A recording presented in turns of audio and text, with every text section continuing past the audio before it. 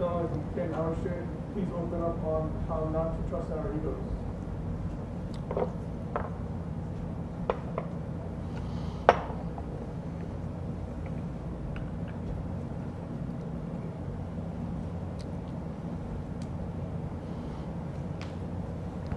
Bismillah ar-Rahman ar-Rahim. Trust your Shaykh. Trust your Allah and your Prophet. Trust your guide. Trust him more than your ego. He will say black. Ego is going to say white. You're going to say, yeah, it's kind of white. I see it. Don't. The training comes when things are also unnatural. It looks in the regular world, it looks unnatural. This is what is called training. Yes. For example, if you're training to become a doctor, you're training to become a doctor. You have so many lessons, whether it's something that is you are studying from the books or something that you're going to do in a lab. That's not real life. Real life is not a book. Real life is not a lab. If you're training to become a fighter, you spar, no? Is that real life? That's not. But it is necessary. The conditions are unnatural. Yes? But it has to be unnatural so that it pushes more of your talent, your ability.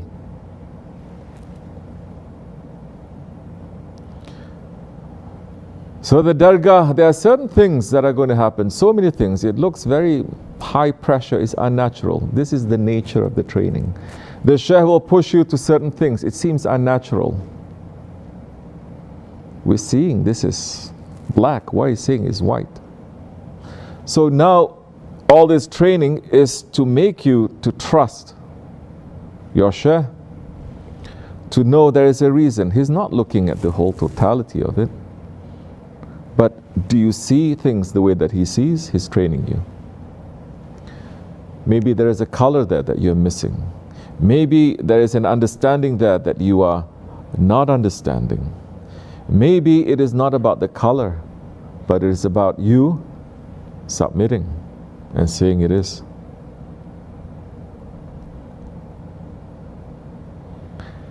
Trusting in your trainer is not just trusting your trainer that he's going to give you candy. Trusting your trainer is trusting your trainer that when he gives you the pepper, it is good for you. Although it is hot, it is good for you. Trusting your ego, when you trust your ego, what has it led us to? It has led us to always the fire. Trusting the ego leads us to the anger of Allah and His Prophet. So there are two things that you have to do. First, you have to distrust the ego. Sometimes I see people, they have no idea. Allah giving them hidayat, they come into Islam. Then they get very excited because they say, these are pictures of me when I'm 20 years old. Yeah, I'm high, but okay, these are days of Jahiliyyah, but it was very fun. I was only 20 anyway, it's very fun. That's very Western. So you don't consider it to be, they're saying, I'm only 20, why are you being hardened? That is, so you're 20 years old, you are not mature. Even in Western Kafir countries, 18 years old, you're already mature, yes? You're an adult. And in Islam, it's even earlier than that. So which standards are you looking at? I'm not saying to look at the things you've done and to beat yourself up. No. But why are we reveling? Why are we happy about the things that we have done wrong? We've done things that are bad. So there is a problem there. So you must learn how to distrust your ego then. Your anger, your stubbornness, your envy, your arrogance. You are angry.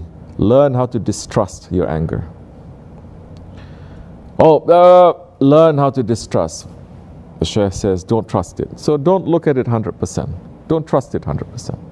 Say there is something wrong there. There's a time you're going to look, okay, in this situation, what would Shaykh Effendi say? How are we supposed to deal with this? Is it like this? If Shaykh Effendi is here, would I do the thing like this? You know the answer to yourself. You would not. Then why are you doing it? Because it feels good. That means you still trust your ego. Why are you doing it? Because you are so influenced by your father, your mother, the movies, yourself, whatever it is, idol that you are worshipping. But you're not putting how the Prophet is going to deal. You're not putting how the Shaykh is going to deal with this. Then you will never come out from that. You never. Don't you see, it's not about your zikr, it's not about your prayers, it's about you controlling that animal. So you cannot control that animal will destroy you. It's not about how long you've been with a shaykh. It's not even about how much that you do. If you cannot control that animal, in that wrong time, wrong place, that animal can kill you and your most beloved ones. This is the ego.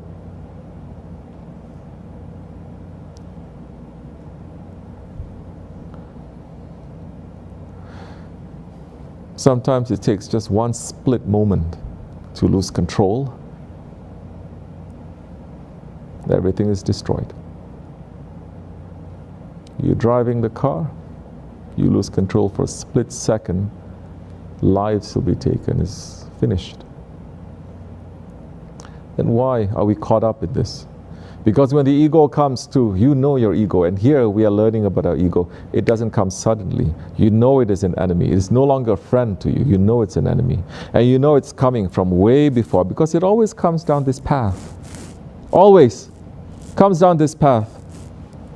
It's going to stop, it's going to do this, this. You know this already. Yet, when it's coming, you open wide your doors and you let it take over.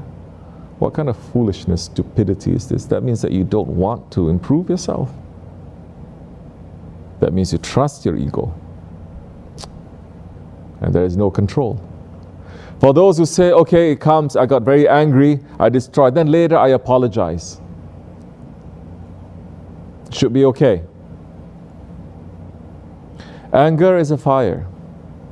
When you see the fire next time, stick your hand inside. Let it burn a little bit. And then pull out your hand. And then apologize to your hand. Go ahead, apologize. And say, I'm sorry. Why are you still hurting?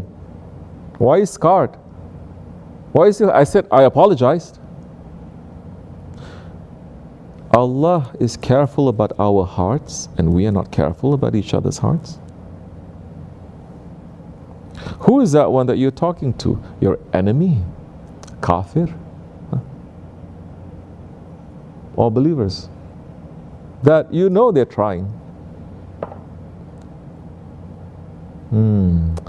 Then you understand why. Why am I being sprayed like this? Why do I have this habit? Because it makes you feel good. It makes you feel like a man. What kind of tyranny is this? Then you will burn. Nothing is going to teach you. The fire is going to teach you.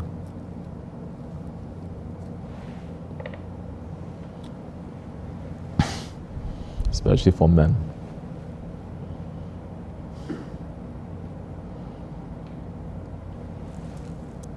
Women, children, they have a right to be angry like this. They're women, children. Leave them. Men don't. You don't have that right. Are you understanding? Or you're not learning? So don't trust your ego.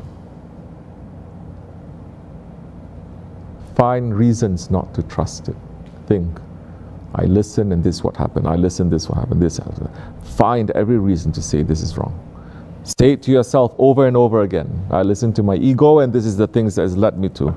Think of that over and over again.